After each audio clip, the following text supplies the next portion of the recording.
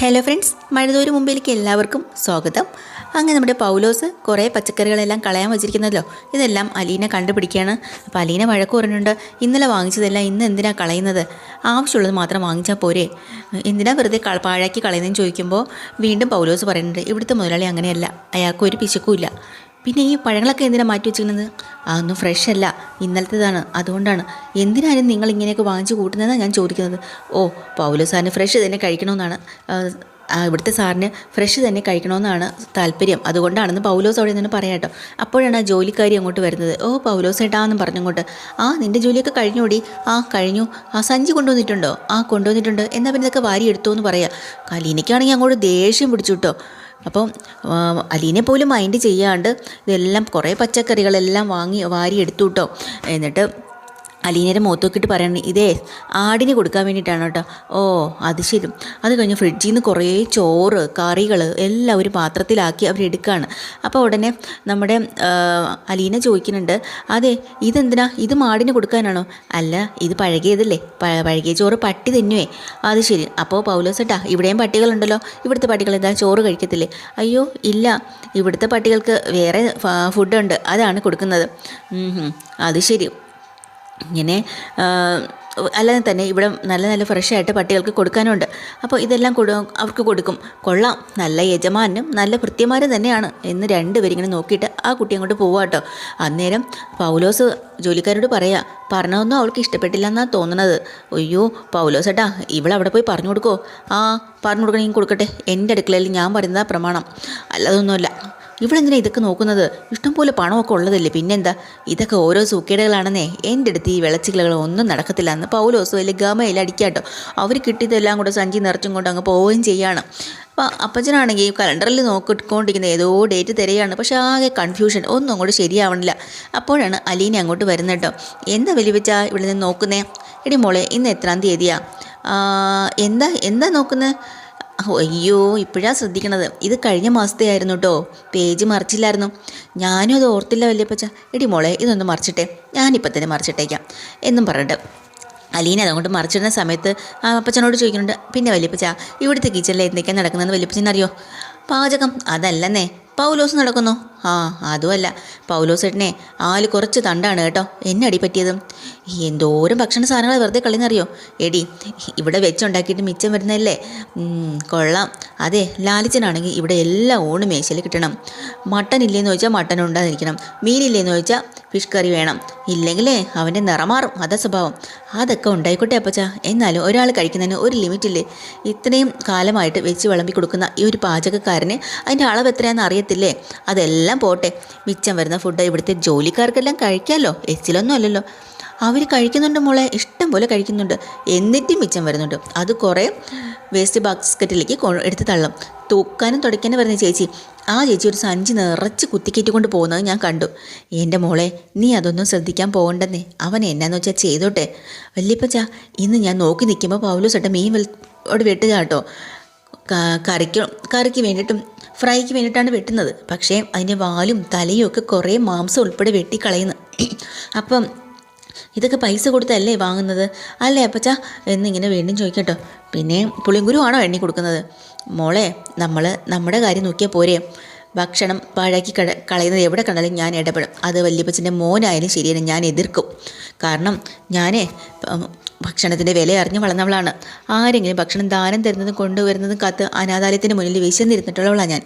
അന്നം ദൈവമാണെന്ന ബ്രിജ മമ്മി എന്നെ പഠിപ്പിച്ചത്. മോളെ, അതൊക്കെ ശരിയാ, സമ്മതിച്ചു.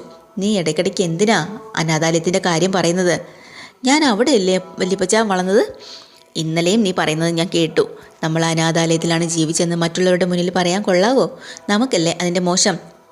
നീ ഇപ്പോൾ നല്ല നിലയിലല്ലേ ജീവിക്കുന്നത്, അനാഥാലയം എല്ലാം മറന്നു കളഞ്ഞേക്ക് എന്ന് അപ്പച്ചൻ പറയുമ്പോൾ അലീനയ്ക്ക് വല്ലാതെ സങ്കടമാവുന്നുണ്ട്. എന്നിട്ട് പറയുന്നുണ്ട്, അനാഥാലയം മറന്നാൽ പിന്നെ അലീന ഇല്ല വല്യപ്പച്ച. കൈക്കുഞ്ഞായിരുന്നു മുതൽ 23 വർഷം ഞാൻ ജീവിച്ച വീടാ അത്. അത്രയും കാലം എനിക്ക് അന്നം വിളമ്പിത്തന്ന എൻ്റെ സ്വന്തം തറവാടാ. അതിൻ്റെ മുറ്റത്താണ് ഞാൻ പിച്ച വച്ചത്. അത് മറന്നിട്ട് ഒരു ജീവിതവും എനിക്ക് വേണ്ട. ആഗതി മന്ദിരത്തിലാണ് ജീവിച്ചതെന്ന് എനിക്കെന്താ നാണക്കേട്? ഞാൻ എവിടെ വേണമെങ്കിലും പറയും. മോളെ, ഞാൻ വേറൊന്നും കൊണ്ടല്ല പറഞ്ഞത്. നമ്മുടെ വീട്ടിലെ ജോലിക്കാരുടെയൊക്കെ മുന്നിൽ വെച്ച് നമ്മൾ ഇങ്ങനെയൊക്കെ പറയുമ്പോഴേ അവർ നമ്മളെ വില കുറച്ച് കാണും, അതുകൊണ്ട് പറഞ്ഞതാ. അങ്ങനെ വില കുറച്ച് കാണുന്നവരുടെ വില ശരിക്കും കുറഞ്ഞു പോകുന്നത്. സത്യത്തിന് വിലയുണ്ടെങ്കിൽ സത്യം പറയുന്നവർക്കും വിലയുണ്ട്. അതല്ല കള്ളത്തരത്തിനും പൊങ്ങച്ചത്തിനൊക്കെയാണ് വിലയെങ്കിൽ ആ വില എനിക്ക് ആരും തരേണ്ട വല്യപ്പച്ചാന്ന് പറയുക കേട്ടോ. മോളെ ഞാൻ പറഞ്ഞതേ ഉള്ളൂ, നിൻ്റെ നിലപാടുകൾ നിനക്ക് ശരിയാണെന്ന് തോന്നുന്നുണ്ടെങ്കിൽ അങ്ങനെ ആയിക്കോ മോളെ, കുഴപ്പമൊന്നുമില്ല എന്ന് പറഞ്ഞ അലീനയ്ക്കും എന്തും ചെയ്യാനും അല്ലെങ്കിൽ എന്തും പറയാനൊക്കെ ഉള്ളൊരു അധികാരവും അവകാശവും അപ്പച്ചൻ അവിടെ കൊടുക്കുകയാണ് കേട്ടോ. അലീന അത് കേട്ടുകൊണ്ട് അവിടെ സിറ്റ് ഔട്ടിലൊക്കെ വന്നിരിക്കുകയാണ് കേട്ടോ. കുറച്ച് നേരം ബോറടിക്കുമ്പോൾ രേവതി കുട്ടി ഒന്ന് വിളിക്കുകയാണ്. രേവതിക്ക് പഠിച്ചുകൊണ്ടിരിക്കുക കേട്ടോ കുട്ടി. അലീനയുടെ ഫോൺ കാണാൻ ഭയങ്കര സന്തോഷമാവുന്നുണ്ട്. എടി മോളെ നീ ബിസിയാണോ അത് വെറുതെ ഇരിക്കുകയാണോ? ഇവിടെ ബിസിയൊന്നുമില്ല, അവിടെ അല്ലേ എപ്പോഴും ബിസി? ഇനി ഞാൻ ഫ്രീയാ, ഒരു ജോലിയില്ല മോളെ, ഒരു പണിയില്ലേ, ഫുഡ് കഴിക്കണം, അത് മാത്രമേ ഉള്ളൂ. പിന്നെ വെറുതെ ബോറടിക്കില്ലേ ചേച്ചി? അവിടുത്തെ പപ്പയോട് പറ കോളേജിൽ ഇവിടെ ഞാനിവിടെ പോകുന്ന പോലെ. എടി നിൻ്റെ പ്രായമാണോ എനിക്ക്? ഞാനിനി എന്ത് പഠിക്കാനാ? എന്തെല്ലാം പ്രൊഫഷണൽ കോഴ്സുകളുണ്ട്, നമുക്ക് ഇഷ്ടമുള്ളത് പഠിക്കാമല്ലോ. ഞാനിവിടെ താമസം ഉറപ്പിച്ചോട്ടെ, അത് കഴിഞ്ഞ് മതി. എന്തേ ഉറപ്പിച്ചില്ലേ? സ്റ്റാൻലി പപ്പ ഇതുവരെ മകളെ സ്വീകരിച്ച് അങ്ങോട്ട് ഏറ്റെടുത്തല്ലേ, പിന്നെന്തേ? എനിക്കിവിടെ പിടിച്ച് നിൽക്കാൻ പറ്റുമെന്ന് എനിക്ക് തോന്നുന്നില്ല. ആരെങ്കിലും ചേച്ചിക്കെതിരെ വന്നോ? ഒരു കാര്യം ശരിയല്ല എന്ന് കണ്ടാൽ എനിക്കത് പറയണം, മിണ്ടാതിരിക്കാൻ പറ്റത്തില്ല. പക്ഷേ ഇവിടെ ആർക്കും അത് ഇഷ്ടമല്ല, പപ്പയ്ക്ക് പോലും ഇഷ്ടമല്ല. ഞാനിവിടെ തിന്നും കുടിച്ച് കിടന്നിട്ട് ഇവിടെ ആർക്കെങ്കിലും എന്തെങ്കിലും ഗുണമുണ്ടോ? എനിക്കിവിടെ ഒന്നും ചെയ്യാനില്ല മോളെ. അവിടുത്തെ ആൾക്കാരോടൊക്കെ പരിചയപ്പെട്ടില്ലേ, ഇവിടെയൊന്നും ഒരു നിയന്ത്രണവും ഇല്ല മോളെ. ജോലിക്കാരൊക്കെ ഓരോ കള്ളത്തരങ്ങൾ കാണിക്കുന്നു, ഇതൊക്കെ നോക്കി നമ്മൾ കൈയും കെട്ടി മിണ്ടാതിരിക്കണം. പപ്പയോട് പറഞ്ഞില്ലേ? പറഞ്ഞു. പുള്ളിക്കാരൻ പറയുന്നത് ഇതൊന്നും കണ്ട് കേട്ടെന്ന് വിചാരിക്കണ്ട, കാണാതെ നടന്നോളണമെന്ന്. പപ്പയ്ക്കാണെങ്കിൽ ഞാനൊരു പാവക്കുട്ടിയെ പോലെ വെറുതെ ഇരുന്നാൽ മതി, വേറെ ഒന്നിനും തലയിടരുത്, ഇതാണ്. വേറെ ആരും ചേച്ചി കൂട്ടില്ലേ എന്ന് രേവതി ചോദിക്കുകയാണ്. ഇവിടെ അപ്പച്ചൻ വന്നിട്ടുണ്ട്, പപ്പയുടെ അപ്പച്ചൻ, എൻ്റെ വല്യപ്പച്ചനെ. എന്നോട് വലിയ സ്നേഹ. ഒരാൾ മതിയല്ലോ അലീന ചേച്ചിക്ക് അവിടെ പിടിച്ച് നിൽക്കാൻ, ഇനി വേറെ ആര് വേണം? അതൊക്കെ പോട്ടെ രേവതിക്കുട്ടി, നിനക്ക് എന്താ വിശേഷം? ഒന്നുമില്ല, എല്ലാം ഒരുപാട് നന്നായിട്ട് പോകുന്നു. എന്നാൽ പിന്നെ നാളെ വിളിക്കാം മോളെ. ചേച്ചി എന്തെങ്കിലും പ്രശ്നം ഉണ്ടെങ്കിൽ വിളിക്കണേ, ഞങ്ങൾ അങ്ങോട്ട് വരാം. ഇപ്പോൾ ഒന്നും വേണ്ട. ശരി എന്ന് പറഞ്ഞാൽ അവർ രണ്ടുപേരും കൂടെ ഫോണും വെക്കുക കേട്ടോ. പിന്നെ നമ്മൾ അവധക്കുട്ടി ചായനാണെങ്കിൽ ജസ്റ്റ് അവിടെയൊക്കെ ഇരിക്കുന്ന സമയത്ത് റോബിച്ചൻ്റെ കോള് വരുക കേട്ടോ, സ്റ്റാൻലിയുടെ സഹോദരൻ്റെ. അപ്പോൾ അപ്പച്ചനെ വിളിച്ച് ചോദിക്കുന്നുണ്ട്, അപ്പച്ചൻ എന്തേ ഇങ്ങോട്ട് വരാത്തേ? കുറച്ച് ദിവസം ആയല്ലോ ഇവിടുന്ന് പോയിട്ട്. അവിടെ ലാലിച്ചായൻ്റെ കള്ളം കുടിച്ചിട്ട് അവിടെ കൂടിയിരിക്കുകയാണോ? അതൊന്നും അല്ലെന്നേ, ഞാനിവിടെ കുഴഞ്ഞ് മറിഞ്ഞ് കിടക്കുന്നത്. എന്താ പറഞ്ഞേ? അപ്പച്ചൻ കുഴഞ്ഞെടുക്കുന്നോ? എടാ അങ്ങനെയല്ലടാ, ചില പ്രശ്നങ്ങളുണ്ട്, അതൊന്ന് ശരിയാക്കണം. അതൊന്ന് കഴിഞ്ഞിട്ട് ഞാൻ അങ്ങോട്ട് വരത്തുള്ളൂ. ലാലിച്ചൻ ഒരു പെണ്ണിനെ വിളിച്ചോണ്ടെന്ന് പറഞ്ഞില്ലേ, അതെന്തായി? അതിനൊക്കെ പറഞ്ഞോ, ഓടിച്ചോ? എടാ അതൊന്നും അത്ര എളുപ്പമല്ല, നമ്മൾ വിചാരിച്ച പോലെ ഒരു പെണ്ണല്ല. പോകത്തില്ലേ അവിടുന്ന്? ഇല്ല, അവൾ ഒരു രക്ഷയില്ല. എന്നാൽ പിന്നെ ഒരു കാര്യം ചെയ്യാം, ആൽപ്പിച്ചതിനും കൂടി ഞാനങ്ങ് വരാം. എടാ നീയൊന്നും ഇങ്ങോട്ട് വരണ്ട, എനിക്കിവിടെ കൈകാര്യം ചെയ്യുന്നുള്ള കാര്യങ്ങൾ മാത്രമേ ഉള്ളൂ. ഒരുപാട് വെച്ച് നീട്ടിക്കൊണ്ട് പോവല്ലേ അപ്പച്ചാ, 4 ആളെ അറിഞ്ഞാൽ നമുക്കെല്ലാം ഭയങ്കര നാണക്കേടാണ്. അല്ല ഇവളിത് എവിടുന്നാണ് കുറ്റം പറിച്ചുകൊണ്ട് വന്നത്? എടാ നമ്മൾ വിചാരിച്ചതുപോലെ ഒരു പെണ്ണല്ല അവള്, അത് ലാലിച്ചൻ്റെ മോള് തന്നെയാണ്. പിന്നെ നെറ്റിൽ എഴുതി വെച്ചിട്ടുണ്ട്. ഉണ്ടടാ ഉണ്ട്, അവൾ ഈ കുടുംബത്തിൽ തന്നെയാണ്. അപ്പച്ചൻ എന്തൊക്കെയായി പറയുന്നത്? നമ്മളെ കുടുംബത്തിന് മൊത്തം നാണക്കേടല്ലേ? ഇത്രയും നാൾ റിട്ടയർഡ് കേണൽ സ്റ്റാൻലി ജോസഫ് എൻ്റെ ചേട്ടനാണെന്ന് പറയുമ്പോൾ എനിക്ക് അഭിമാനം ഉണ്ടായിരുന്നു. ഇനിയിപ്പോൾ ഞാൻ തല കുനിച്ച് നടക്കണോ? എടാ നീ ഒന്ന് സമാധാനപ്പെട്. എടാ റോബിച്ചായ, ഞാൻ അങ്ങോട്ട് വരാം എല്ലാമായിട്ട്. എന്താ ഇവിടുന്ന് അവളെ പറപ്പിക്കുമെന്ന് പറഞ്ഞ് പോയിട്ട് മനസ്സ് മാറിയോ അപ്പച്ചൻ്റെ? നീ ഇവിടെ വന്നാലേ നിൻ്റെ മനസ്സ് മാറും. അങ്ങനെയൊന്നുമില്ല. എടാ റോബി, നമ്മൾ അവളെ ഇവിടുന്ന് പിടിച്ച് നിർത്താനല്ല നോക്കണ്ടേ, ലാലിച്ചനെ കൺട്രോൾ ചെയ്യാൻ ഇതുവരെ ആരെങ്കിലും ഉണ്ടായിട്ടുണ്ടോ? ഇവളെ കൊണ്ട് പറ്റും, ഇവളെ കൊണ്ടേ പറ്റത്തുള്ളൂ. ലാലിച്ചായനെ അങ്ങനെ വല്ലവളുമാരുടെ ഇഷ്ടത്തിന് വിട്ടു കൊടുക്കണോ അപ്പച്ച? വേണം. ഇവിടെ കുറേ കാര്യങ്ങൾ ശരിയാക്കാനുണ്ട്. ലാലിച്ചൻ്റെ കുടിയെപ്പറ്റി അറിയാലോ, അതിലെല്ലാം അവൾ കയറി പിടിക്കും. ലാലിച്ചനെ കുടിക്കാനും സമ്മതിക്കില്ലേ? ഇപ്പം കുഴപ്പമൊന്നുമില്ല, പക്ഷെ അവൾ പിടിക്കും. അവളെല്ലായിടത്തും കയറി പിടിമുറുക്കും. അപ്പച്ചൻ എന്തൊക്കെയായി പറയണത്? എടാ റോബിച്ച, നീ ഇവിടുത്തെ കാര്യങ്ങളൊന്നും ആലോചിച്ച് തല പോക്കണ്ട. ആൽബിയോട് പറഞ്ഞേക്ക് തൽക്കാലം ഒന്നിലും ഇടപെടണ്ടെന്നും. ഔസേപ്പച്ചനെ അറിഞ്ഞാലേ ഇങ്ങോട്ട് വരും വെട്ടുകത്തി എടുത്തുകൊണ്ട്. അവൻ്റെ കാര്യമൊക്കെ ഞാൻ നോക്കിക്കോളാം. അപ്പച്ചൻ പോയപ്പോഴേ എനിക്ക് തോന്നിയതാണ്, നമുക്ക് എല്ലാവർക്കും കൂടെ ഒരുമിച്ച് പോയാൽ മതിയായിരുന്നു. വച്ചിട്ട് പോടാ, എൻ്റെ അടുത്ത് എത്തതാണ് പറഞ്ഞടാ, ഞാൻ വന്നിട്ട് എല്ലാ കാര്യങ്ങളും പറയാമെന്ന്. അവൻ്റെ ഒരു കാര്യം എന്നും പറഞ്ഞു അപ്പച്ചൻ അങ്ങ് ഫോൺ കട്ടിയാണ്. റോബിച്ചന് ദേഷ്യം വന്ന് കാറ് കൊടുത്തും കൊണ്ട് ഒരൊറ്റ പോക്ക് അങ്ങോട്ട് പോകണുണ്ട് കേട്ടോ. അപ്പോൾ അലീനയാണെങ്കിൽ എന്താ ചെയ്യുന്നറിയുമോ, നേരെ കിച്ചണിലേക്ക് ചെല്ലുക. അപ്പോൾ അവിടെ വിനോദവും ഉണ്ട്, പൗലോസും ഉണ്ട്. വിനോദ് ഓടിപ്പോയി പൗലോസിനോട് പറയാം, അതേ വന്നിട്ടുണ്ട്. പൗലോസിൻ്റെ മുഖം അങ്ങോട്ട് കടന്നല് കുത്തിയല്ലോ വായി കേട്ടോ. അലീനെ കാണുമ്പോൾ തന്നെ നല്ല ദേഷ്യവും പറഞ്ഞിട്ടുണ്ട്.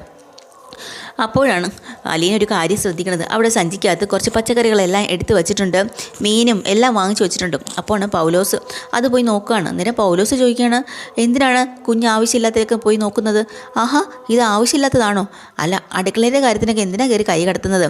ഞാൻ ഒരു അടുക്കളക്കാരിയായിരുന്നു, അങ്ങനെ കിട്ടിയ എക്സ്പീരിയൻസ് ആണ്. ഇതിൻ്റെ ആവശ്യമൊന്നുമില്ല. കുഞ്ഞിവിടെ മുതലാളിയുടെ മോളല്ലേ. അപ്പോൾ ഈ വീട്ടിൽ വെച്ച് ഒരു സാധനവും ഞാൻ നോക്കാൻ പാടില്ലെന്നാണോ പൗലോസേട്ടൻ പറയുന്നത്? അല്ല, വേറെ എവിടെ വേണമെങ്കിലും നോക്കിക്കോ, എൻ്റെ അടുക്കളയിലിരിക്കുന്ന സാധനങ്ങൾ നോക്കണ്ടെന്നേ ഞാൻ പറഞ്ഞോളൂ.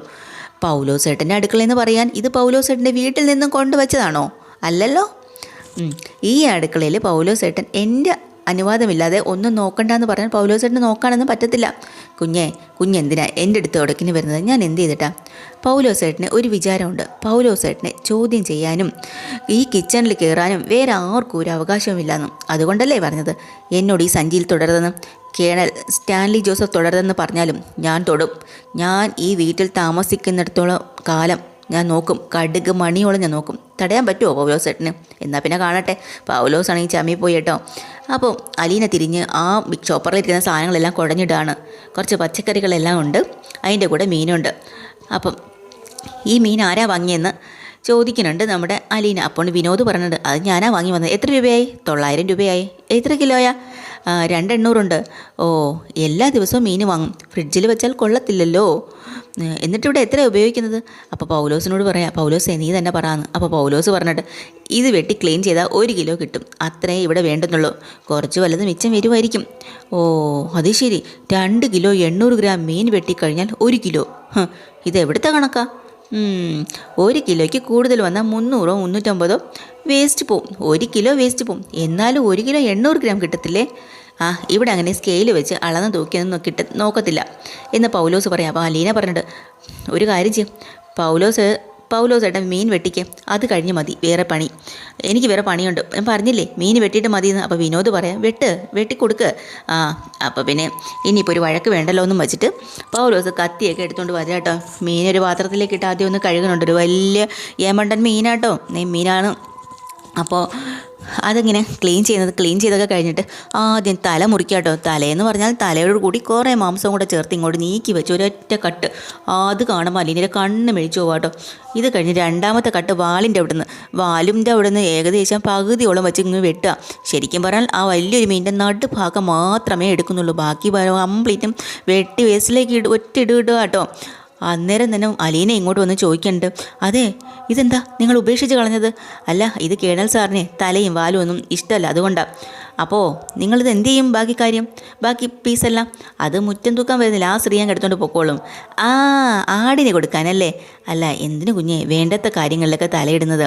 ഇവിടെ ഇതൊക്കെ കാലങ്ങളായിട്ട് ഇങ്ങനെ തന്നെയാണ്. കേണൽ സാറിന് പരാതി ഉണ്ടോ എന്ന് നോക്കിയാൽ പോരെ? ഞാൻ വാക്കി രുചിയായിട്ടാണ് ഞാൻ അദ്ദേഹത്തിന് വെച്ച് വിളമ്പി കൊടുക്കുന്നത്, എനിക്ക് അദ്ദേഹത്തിന് ഇഷ്ടം നോക്കിയാൽ പോരെ. അപ്പോൾ അലീന പറയുന്നുണ്ട്, അത് പോരാ പൗലോസേട്ടാ, ഭക്ഷണം കിട്ടാതെ എത്രയോ പേര് അല്ലെങ്കിൽ കുഞ്ഞുങ്ങളൊക്കെ വിശന്ന് മരിക്കുന്നുണ്ട്. എത്രയോ അനാഥാലയങ്ങളിൽ ആഹാരം വേണ്ടത്ര കിട്ടാനില്ലാതെ വൃദ്ധരും രോഗികളും ഒക്കെ പട്ടിണി കിടക്കുന്നു. പൗലോസേട്ടനും ഇവിടെ കോഴിയുടെയും മീനിൻ്റെയും തലയും വാലും മുറിക്കുമ്പോൾ അതിൻ്റെ പകുതിയോളം സെർവൻറ്റിൻ്റെ ബാഗിനകത്ത് പോവും അല്ലേ? വാങ്ങിക്കുന്ന അടുക്കള സാധനങ്ങൾ 3/4 അങ്ങനെ തന്നെ പോകുന്നത്, വെച്ചുണ്ടാക്കുന്നതിൻ്റെ പകുതിയും കൊടുത്തേക്കുന്നു. പൗലോസേട്ടൻ്റെ സ്വന്തം വീട്ടിലാണെങ്കിൽ ഇങ്ങനെ ചെയ്യുമോ? ഇവിടെ ജോലി ചെയ്യാൻ തുടങ്ങിയിട്ട് കുറേ വർഷമായില്ലേ, എന്നിട്ടും ഈ വീട്ടിൽ എന്തുമാത്രം ഭക്ഷണം ഉണ്ടാക്കണം എന്നുള്ളത് പൗലോസേട്ടന് അറിയത്തില്ലേ? എന്നെ പഠിപ്പിക്കാൻ വരത്തില്ലേ? ഞാൻ ഈ പണി പഠിച്ചിട്ടേ കാലം കുറേ ആയതാ എന്ന് പൗലോസേട്ടൻ ദേഷ്യത്തോടെ പറയാം. പക്ഷേ അതിനപ്പുറം ദേഷ്യത്തോടെ തന്നെ അലീന പറയുന്നുണ്ട്, ഞാൻ ഈ വീട്ടിൽ താമസിക്കുന്നുണ്ടെങ്കിൽ നിർബന്ധമായും ചില കാര്യങ്ങൾ പൗലോസേട്ടൻ പഠിച്ചേ പറ്റും. ഇങ്ങനെ ധാരാളിച്ച് കളയാൻ എന്തായാലും ഞാൻ സമ്മതിക്കത്തില്ല എന്നിങ്ങനെ പറയും. അന്നേരം തന്നെ പൗലോസിൻ്റെ മുഖം അങ്ങോട്ട് കടന്നല് കുത്തിയതുപോലെ ആയിട്ടുണ്ട് കേട്ടോ. ഇതാണ് ഇന്നത്തെ എപ്പിസോഡിൽ. ഡീറ്റെയിൽഡ് എപ്പിസോഡുമായി വീണ്ടും വരാം. ചാനൽ ഇഷ്ടമായി ലൈക്ക് ചെയ്യുക, സബ്സ്ക്രൈബ് ചെയ്യുക. താങ്ക്